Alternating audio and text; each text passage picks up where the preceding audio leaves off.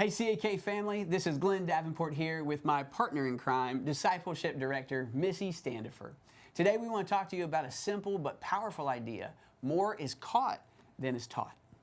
At our school, we believe that discipleship isn't just something that happens in the classroom or at church. It happens every day, especially at home.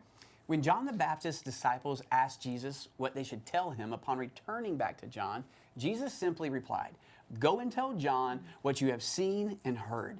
The blind receive their sight, the lame walk, the lepers are cleansed, the deaf hear, the dead are raised up, the poor have good news preached to them." So what are your students seeing at home? What are they hearing and observing? Yeah.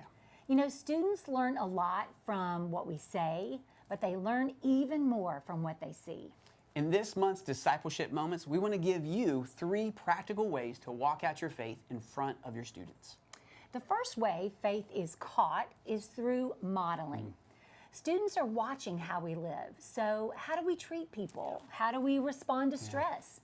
How are we seeking to grow closer to Jesus in our everyday lives? When parents model love, joy, peace, patience, kindness, even, that's right, something we all may struggle with at our kids' athletic games, self-control, humility, and a real relationship with God, it makes a lasting impression to our students. And our students begin to see what faith actually looks like in real life. And you know, being an example to our students doesn't always mean being perfect.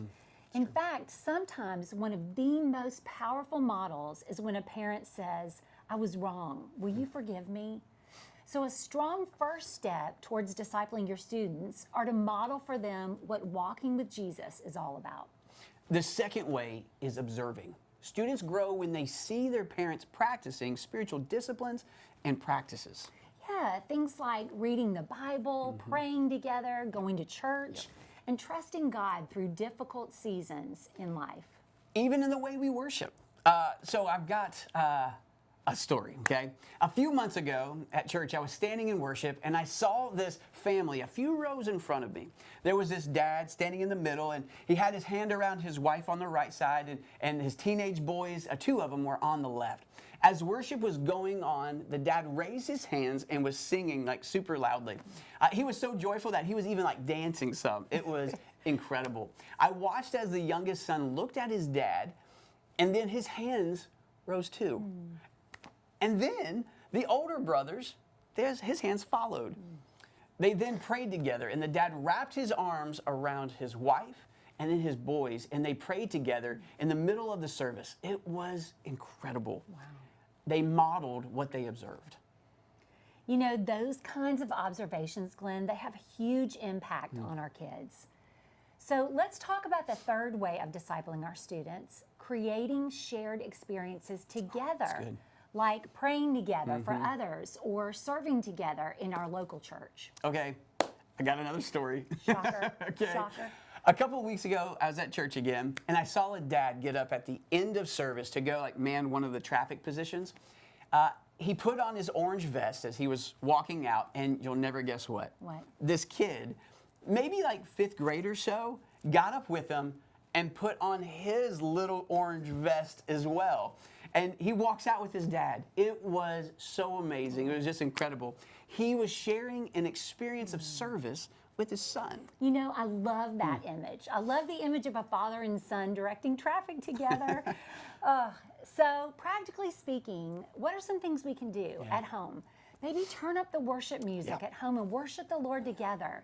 Plan a family mission trip together before your kids graduate.